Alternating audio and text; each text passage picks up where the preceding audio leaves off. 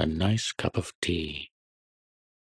If you look up tea in the first cookery book that comes to hand, you will probably find that it is unmentioned, or at most, you will find a few lines of sketchy instructions which give no ruling on several of the most important points. This is curious, not only because tea is one of the mainstays of civilization in this country, as well as in Eyre, Australia, and New Zealand, but because the best manner of making it is the subject of violent disputes. When I look through my own recipe for the perfect cup of tea, I find no fewer than 11 outstanding points. On perhaps 2 of them there would be pretty general agreement, but at least 4 others are acutely controversial. Here are my own 11 rules, every one of which I regard as golden. First of all, one should use Indian or Ceylonese tea.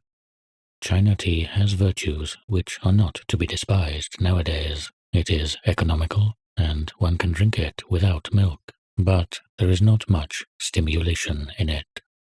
One does not feel wiser, braver, or more optimistic after drinking it. Anyone who uses that comforting phrase, a nice cup of tea, invariably means Indian tea. Secondly, tea should be made in small quantities, that is, in a teapot. In a teapot. Tea out of an urn is always tasteless, while army tea, made in a cauldron, tastes of grease and whitewash. The teapot should be made of china or earthenware. Silver or Britannia-ware pots produce inferior tea, and enamel pots are worse, though, curiously enough, a pewter teapot, a rarity nowadays, is not so bad. Thirdly, the pot should be warmed beforehand. This is better done by placing it on the hob than by the usual method of swilling it out with hot water. Fourthly, the tea should be strong. For a pot holding a quart, if you are going to fill it nearly to the brim, 6 heaped teaspoons would be about right. In a time of rationing, this is not an ideal that can be realized on every day of the week, but I maintain that 1 strong cup of tea is better than 20 weak ones. All true tea lovers not only like their tea strong, but like it a little stronger with each year that passes, a fact which is recognized in the extra ration issued to old age pensioners.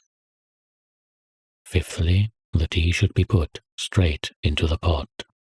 No strainers, muslin bags, or other devices to imprison the tea. In some countries, teapots are fitted with little dangling baskets under the spout to catch the stray leaves, which are supposed to be harmful. Actually, one can swallow tea leaves in considerable quantities without ill effect, and if the tea is not loose in the pot, it never infuses properly. Sixthly, one should take the teapot to the kettle, and not the other way about. The water should be actually boiling at the moment of impact, which means that one should keep it on the flame while one pours. Some people add that one should only use water that has been freshly brought to the boil, but I have never noticed that this makes any difference.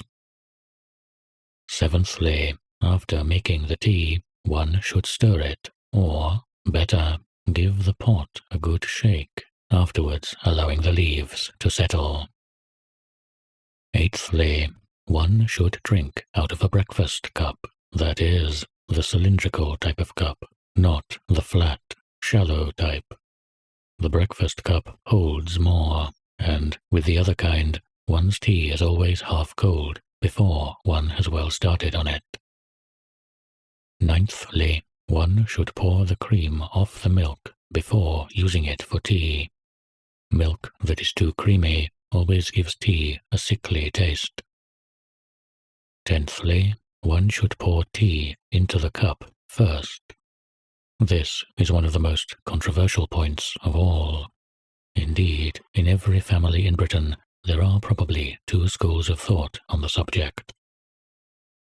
The Milk First school can bring forward some fairly strong arguments, but I maintain that my own argument is unanswerable. This is that, by putting the tea in first and then stirring as one pours, one can exactly regulate the amount of milk, whereas one is liable to put in too much milk if one does it the other way round. Lastly, tea, unless one is drinking it in the Russian style, should be drunk without sugar.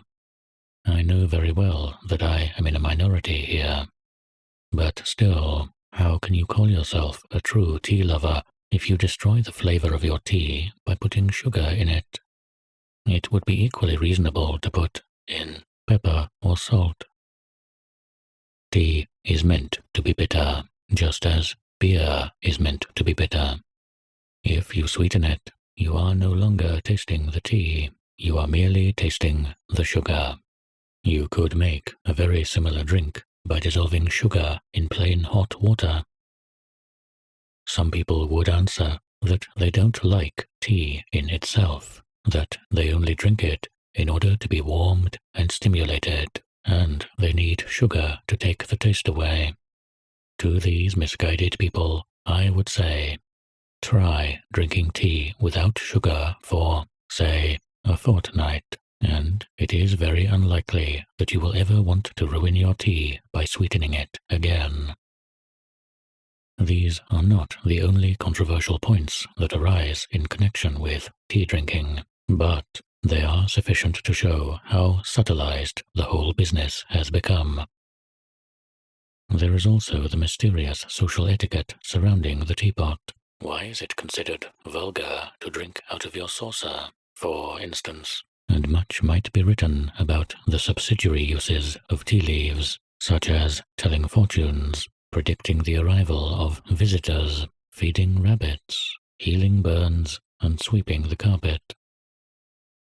It is worth paying attention to such details as warming the pot and using water that is really boiling, so as to make quite sure of wringing out of one's ration the 20 good, strong cups that 2 ounces, properly handled, ought to represent.